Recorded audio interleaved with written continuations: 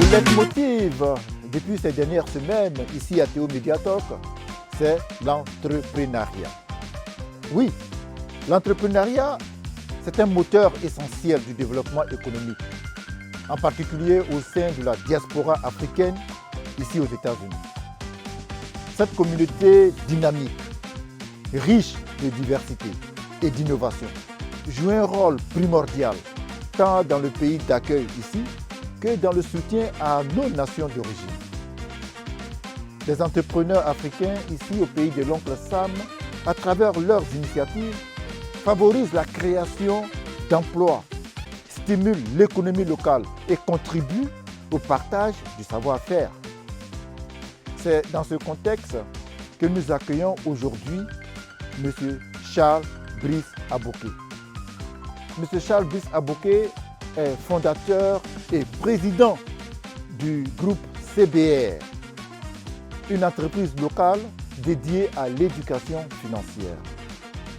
Son parcours exemplaire illustre comment les immigrants africains exploitent leurs compétences uniques et leur détermination pour bâtir des entreprises qui non seulement enrichissent leur communauté sur le sol américain, mais également apportent des ressources et des idées novatrices à leur pays d'origine dans la construction d'un avenir meilleur.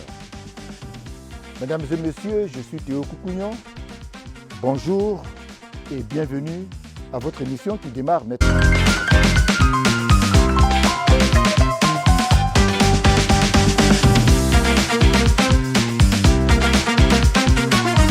Monsieur Aboké, bonjour. Bonjour. Merci d'être sur notre plateau. Mais avant de rentrer dans le vif du sujet, nous allons donc vous demander de vous présenter à nos téléspectateurs. Ok, merci bien encore. Et avant de m'introduire, j'aimerais d'abord vous féliciter pour cette chaîne qui donne la visibilité aux entrepreneurs de la diaspora. Donc, je suis Charles Aboké. Je suis instructeur certifié en éducation financière. Et puis, je suis le fondateur de CBR. CBR, qu'est-ce que ça veut dire exactement? Alors, CBR, c'est mon first name et mon middle name. So, C, Charles, et BR, Brice. Et bien, donc, bon. voilà. Okay. Alors, quel est l'objectif principal de CBR? Très belle question. Alors, CBR, c'est une entreprise qui est spécialisée dans l'éducation financière des familles et puis aussi des jeunes adultes. Et en plus de cela, nous faisons aussi l'accompagnement des PME dans le développement de leurs activités. Alors, quel type de formation ce groupe, CBR, offre-t-il? Alors, nous avons différents types de programmes. D'abord, nous avons le programme d'éducation financière même. Comme je l'ai dit, pour des familles, donc ce que nous faisons, nous partons chez les familles pour leur donner des cours d'éducation financière. Donc, comment budgétiser sur l'épargne, sur la gestion des dettes, sur les investissements. Donc, ça, c'est un programme que nous avons lancé. Et aussi, en plus des familles, nous enseignons aussi les jeunes adultes qui sortent de l'université, qui vont commencer maintenant ils auront un boulot, ils vont commencer vraiment à avoir un salaire. Donc, on leur montre comment vraiment gérer leurs finances de façon efficace afin de ne pas tomber dans les mauvaises dettes. Donc, ça, c'est le premier programme que nous offrons. Nous avons également des outils de gestion de finances que nous mettons à la disposition de ceux qui veulent vraiment améliorer la gestion de leurs finances. Et nous avons également un programme que nous avons démarré il n'y a pas longtemps, un programme d'épargne investissement. Donc, c'est des groupes de personnes qui se mettent ensemble et qui mettent des fonds ensemble et pour pouvoir investir dans des projets lucratifs. Ok, donc c'est donc une sorte de coaching. Exactement. Voilà. Et donc, comment ce coaching personnalisé est-il structuré à CBR? Alors, pour les coachings, ça va au cas par cas. Donc, vous êtes une personne en fonction de votre niveau d'éducation financière. Donc, on personnalise au fait le programme. Donc, je prends un exemple. Pour une personne qui sort de l'université et qui n'a pas vraiment appris à gérer les finances, il y a un programme spécialement pour cette personne. Pour quelqu'un qui est peut-être en activité et qui a eu des difficultés financières, qui se retrouve avec des dettes, comment sortir de ces dettes-là. Donc, nous avons un programme aussi spécialement pour ce type de personnes. Et enfin, nous avons des personnes qui gèrent bien leurs finances, mais qui ne savent pas comment investir, dans quel domaine investir. Donc, nous avons également un programme de coaching personnalisé pour ce type de personnes. Alors, ce coaching de façon spécifique, comment ça se déroule? Alors, la première des choses que nous faisons, c'est comme la médecine. Voilà. Donc, quand vous partez chez le médecin, il fait d'abord, vous faites un bilan de santé, une analyse. Un diagnostic. Voilà, un diagnostic. Et puis, en fonction du diagnostic, on essaie de détecter quel est le médicament, par exemple, qui répond au problème. Donc, c'est la même approche que nous faisons. Donc, nous faisons d'abord un diagnostic financier d'abord de la personne. Et puis, en fonction de ça, on essaie maintenant de proposer des solutions que le client va appliquer. Parce que le coaching, c'est la personne, au fait, qui doit appliquer les recommandations qui sont données. Donc, c'est un peu ça. Okay. Alors, quels sont les outils financiers que CBA met à la disposition de ses clients?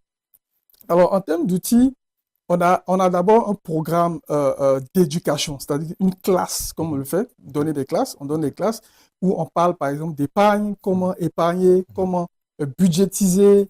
Donc, il y a des exercices pratiques en fonction des réalités financières des personnes que nous faisons. Et on a également une application mobile, voilà, que nous sommes en train de développer, voilà, qui va permettre aux personnes de pouvoir gérer leurs finances en temps réel, de pouvoir traquer leurs dépenses, parce que ça, c'est l'un des problèmes majeurs en matière de finances, c'est-à-dire qu'on n'a pas de visibilité, au fait, sur les dépenses. Et arrivé un moment, les personnes se retrouvent, comme on le dit, dans des difficultés, puisqu'il n'y a plus de fonds, par exemple, pour pouvoir terminer le mois. Donc, ce type d'application que nous sommes en train de mettre en place va permettre à ces personnes-là, en temps réel, de pouvoir traquer au fait leurs dépenses, de voir un peu leurs habitudes financières, et puis à quel niveau il faut, par exemple, réduire certaines dépenses qui ne sont pas peut-être nécessaires. Okay. Alors, pour la compréhension de nos téléspectateurs, donnez-nous un exemple concret. Monsieur X vient vers vous pour un coaching. Comment ça se déroule exactement? Juste les différentes étapes. OK. Donc, prenons le cas de Monsieur X, par exemple, qui a des problèmes de dette. Monsieur Valentin. Voilà, Monsieur Valentin, qui a des dettes et qui veut se débarrasser de ces dettes-là, et des mauvaises dettes. Voilà, OK. Donc, la première des choses que nous faisons, nous avons une session, voilà, gratuite que nous faisons, où on demande à la personne de nous lister, par exemple, quelles sont les différentes dettes que cette personne a. Donc, que M. Valentin a. Donc, il nous liste les différentes dettes. On essaie d'identifier les taux d'intérêt, par exemple, de cette dette. Et en fonction de ça, on lui propose, par exemple, une stratégie qui lui permet de pouvoir, par exemple, il y a une technique qu'on appelle la boule de neige, c'est-à-dire qui vous permet de pouvoir, en fait, payer les dettes qui ont les montants les moins élevés au plus élevé. Donc, ça, c'est une technique, par exemple, qu'on demande à ces personnes maintenant de pouvoir appliquer. Supposons que vous avez trois sortes de dettes. Vous avez, par exemple, une dette de $1000, une autre dette de $2000 et une autre dette encore de $3000. Donc, la boule de neige, c'est de commencer par celle de $1000. Celle de $1000. Voilà. Et c'est un impact psychologique. Parce que lorsque vous commencez à payer la dette qui est la moins élevée et vous arrivez à la payer, vous avez une satisfaction. Donc, ça vous motive, au fait, à pouvoir attaquer la prochaine dette. Donc, ça, c'est l'effet de boule de neige. Maintenant, il y a une autre stratégie, c'est plutôt attaquer la dette qui a l'intérêt le plus élevé. Voilà. Donc, il y a aussi cette stratégie-là qui pourrait marcher avec une autre personne. Donc, on essaie d'identifier un peu laquelle qui est la mieux adaptée à la personne. Alors, comme vous le savez, nous avons une communauté ici. Alors, quelle est l'importance de la communauté, j'allais dire du réseautage, selon CBR? Alors, le réseautage est très, très important dans la mesure où, à travers le réseautage, il y a des informations qui passent. Donc, dans le cadre, par exemple, de notre activité, l'éducation financière est un sujet qui est très, très important. Voilà, les finances et l'argent, ce sont des sujets qui ont été toujours tabous, alors que ce sont des éléments dont on a besoin dans la communauté. Donc, le réseautage, la communauté est un outil, je dirais, très important pour pouvoir permettre à ce que l'éducation financière massive soit vraiment, puisse impacter vraiment notre entourage. Okay. Est-ce que vous, en tant qu'entité financière, vous êtes en lien avec certaines petites entreprises aussi?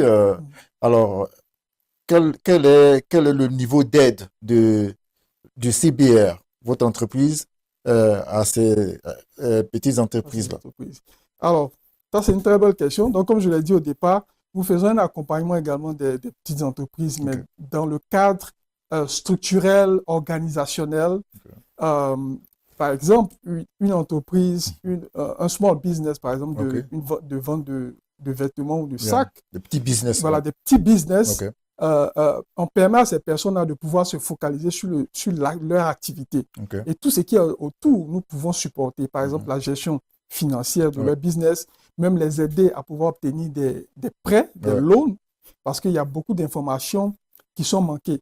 Parce que ces personnes-là ne savent pas, au fait, quels sont les éléments dont elles ont besoin afin de pouvoir bénéficier de loans pour pouvoir étendre leur business.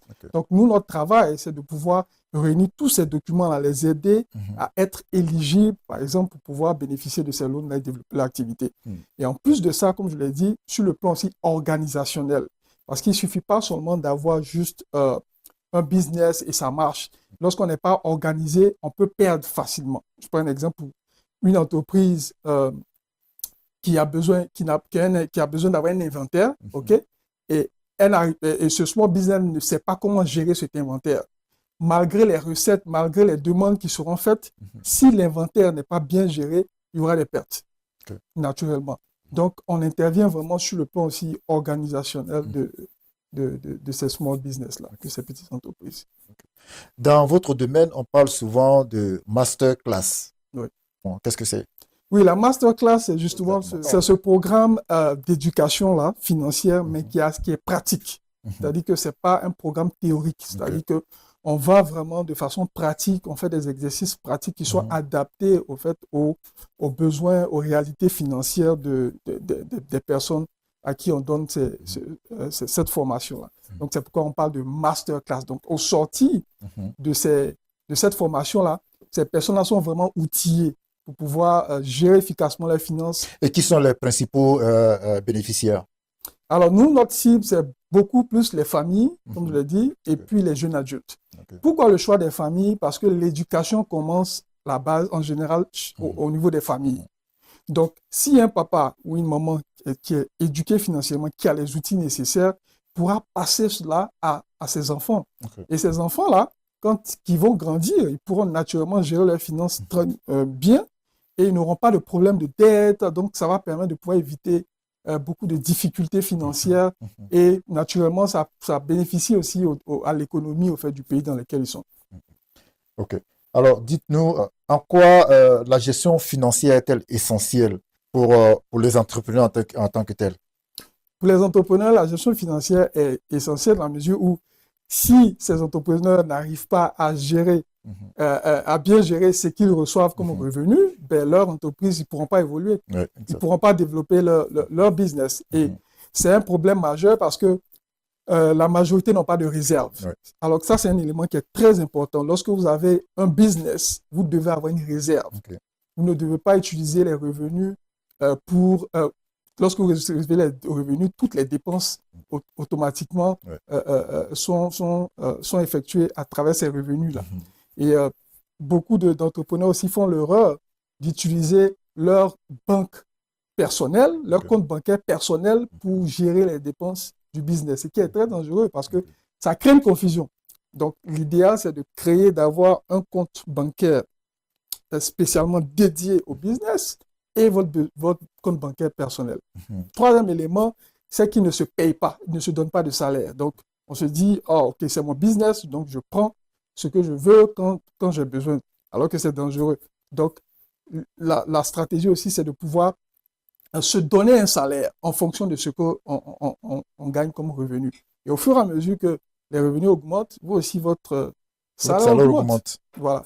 Donc, il y a beaucoup de disciplines à appliquer, de rigueur, et voilà, c'est un peu ça. Alors, Est-ce que vous, en tant qu'entité, est-ce que vous pouvez nous donner les différents services qui composent le CBR? C'est ça. En fait, c'est réparti sous forme de programmes, voilà, comme je l'ai dit. OK. Donc, on a la partie éducation financière, OK. voilà, où on donne des cours d'éducation financière. Il y a la partie coaching, c'est-à-dire là, c'est personnalisé. OK.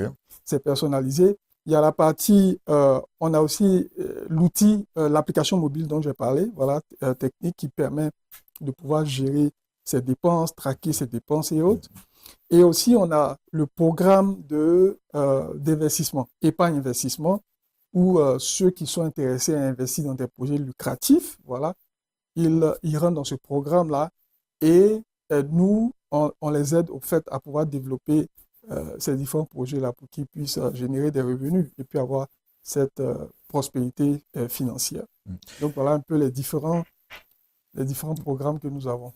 Alors, dites-nous comment la diaspora africaine en tant que telle, la communauté de façon générale, réagit-elle par rapport à votre entreprise? Est-ce que les membres de la communauté africaine ici aux États-Unis font partie de vos clients? Je dirais que la majorité de nos clients, ce sont les membres de la communauté africaine, voilà, des Africains, vraiment, et ça fait partie vraiment de notre objectif principal ici aux États-Unis. C'est notre cible, vraiment, ce sont les Africains. Donc, permettre à tous les Africains, voilà, francophones, je dirais même, d'ici, voilà, de les aider à développer la gestion de leurs finances. Donc, on a beaucoup de personnes. Est-ce que vous pensez qu'il est vraiment important pour des Africains de s'intéresser à ce secteur des finances, à ce secteur d'éducation, en fait? Bien sûr, parce que l'éducation financière, nous utilisons tous l'argent, hein, les finances. Donc, c'est pas une option, en fait. C'est pas une option. On doit tous maîtriser la gestion des finances. La gestion des finances, il faut qu'on utilise l'argent. L'argent, c'est un outil quotidien que nous utilisons. Donc, on doit tous, qu'on soit africain, américain, et voilà, tout le monde, voilà, doit maîtriser vraiment la gestion financière. Dites-nous comment CBR, votre entreprise, adapte-t-elle ses services aux individus, aux clients qui viennent vers vous? Ok, ça c'est une très belle question. Donc, je dirais qu'il y a 3 éléments essentiels en matière de finances. D'abord, dans un premier temps, la stabilité financière. Donc, être stable financièrement pour pouvoir gérer ses finances. Ensuite, on a la gestion des dettes. Et on a la prospérité financière. Donc, en matière de stabilité financière, on a la budgétisation. Donc, on apprend à ces personnes-là comment budgétiser. Comment créer un budget. Un budget. Voilà. Donc, quand vous maîtrisez un budget, cela vous permet de pouvoir gérer les dépenses, éviter les dépenses impulsives et de pouvoir épargner. Donc, puisque vous avez la liste de vos dépenses, vous savez combien vous gagnez. Et en fonction de cela, vous pouvez maintenant épargner. Et maintenant, parlant d'épargne, donc il y a des techniques d'épargne qu'il faut avoir.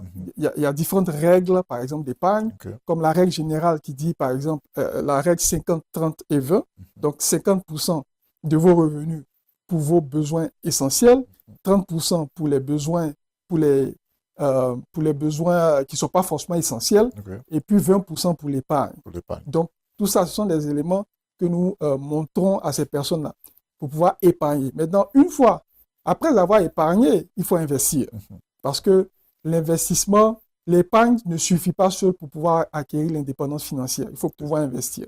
Donc, voici les différentes, on dira, étapes que nous traversons avec ces individus-là pour qu'ils puissent avoir cette stabilité et puis indépendance financière.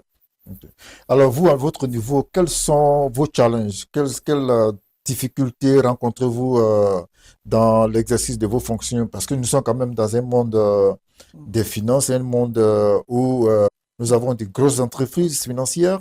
Alors, par rapport à toutes ces entreprises-là, vous, comment est-ce que vous évoluez? Quelles sont vos difficultés? Comment est-ce que ça se passe exactement? Je dirais que le challenge, c'est beaucoup plus le fait de savoir que l'éducation financière est un peu quand même nouveau. Ça existe depuis longtemps, mais c'est un peu quand même nouveau dans les habitudes au fait des personnes. Donc, quand on parle d'éducation financière, les gens se disent, non, mais moi, je ne peux pas permettre à quelqu'un de pouvoir gérer mon argent. Donc, c'est moi mon argent. Donc, je fais ce que je veux avec mon argent. Vous voyez un peu?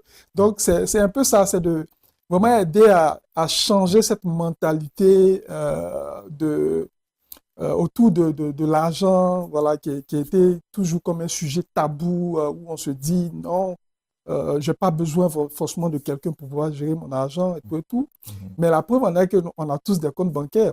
Et ces comptes bancaires sont gérés par qui? Ouais. Voilà. Donc, en réalité, c'est vraiment ça. C'est un peu ça le challenge. Donc, c'est de vraiment amener les personnes à savoir qu'ils ont vraiment besoin de cette éducation financière. Tous pour la compréhension de nos téléspectateurs qui se posent certainement la question, est-ce que vous exercez dans le domaine d'une organisation à but non lucratif? Non. Non. Ah, ok. Voilà. CBA est un business à but lucratif. Ah, ok. Voilà. Et la particularité, l'avantage que nous offrons, c'est un business normal, hein? Oui. Ok. Mais l'avantage, c'est que nous donnons des cours d'éducation sûr. gratuitement aux familles. Ok, gratuit. Cette partie, voilà, on le fait gratuitement. Maintenant, lorsqu'on parle de coaching personnalisé, si une personne veut vraiment une approche assez personnalisée, là, il y a des tarifs qui sont définis en fonction de ça. Et aussi, comme j'ai parlé de l'application de budgétisation, voilà, c'est une application aussi qui demande une souscription, voilà, pour pouvoir l'utiliser de façon quotidienne. Donc, voilà un peu. Alors, pour le coaching, vous dites que vous faites le coaching de façon gratuite? Non, non. Le programme que nous donnons aux familles, c'est le cours gratuit d'éducation financière. Okay. Donc, on part chez les familles où on parle d'épargne, on parle de budgétisation, on parle de gestion de dette. Et ça, c'est gratuit. Voilà, c'est gratuit. Voilà.